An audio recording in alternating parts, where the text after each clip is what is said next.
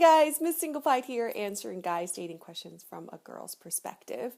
You'll have to excuse me, I have major allergies right now, so my voice sounds funny and I feel a little bit funny. I am so excited to be wearing my ring that I got from my travels in Tibet. Isn't that cool? Speaking of travels, I just came back from Tampa, Florida, and there's a really cool zoo there. It's called Lowry Park Zoo.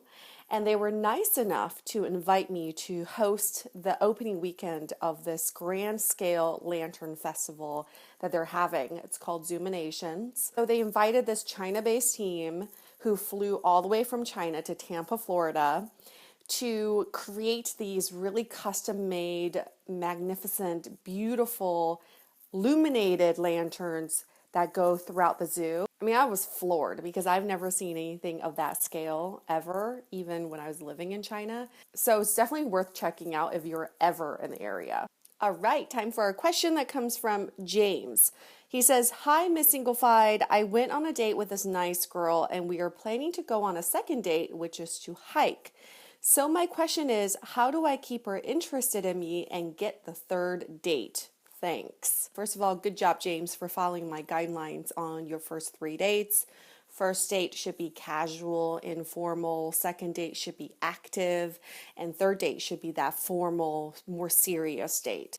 Now, before you go into the second date, there's something I need to reiterate. And I think all of you guys need to hear this over and over again, which is dating, just like finding a job, is a two-way street. So when you go on these dates with the girls that you have crushes on, remember that it's not just you trying to impress her. She needs to give you reasons to keep her around as well. Don't think about it as, how do I impress her? It's more like, how do I make this date really fun for the both of us and create an environment where we can both get to know each other better? As you prepare for the second date, there are 2 things I want you to do. The first thing is, think about what are some of the things that you really like to know more about her. It could be something very simple or something on a deeper level, but think about things that you're curious about. The second thing I want you to do is think about a potential third date idea. And I mean specifics, the exact time and location. The reason I want you to prepare this is because during your second date, if things are going well and you really do want to take her on a third date, there is no reason why you wouldn't propose this third date at the end of the second date. And when you propose it, you already have a time and idea in mind. She'll be really impressed with that. But also remember that this idea is not set in stone. If for some reason during your second date, another idea comes up, you're inspired to do something else with her on a third date, then maybe you can propose that as well. But the lesson learned here is that if you want to secure a third date, you ask her out at the end of the second date. All right, James, good luck with your second date, and I can't wait to hear about how it goes. You've been Singlefied.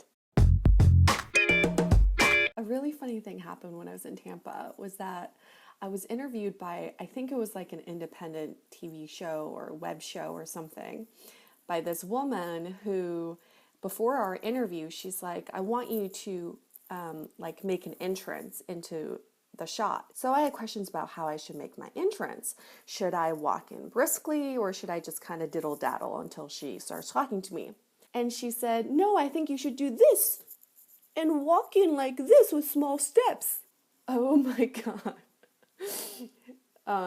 So then I said, hey, have I shown you the ring that I got from Tibet?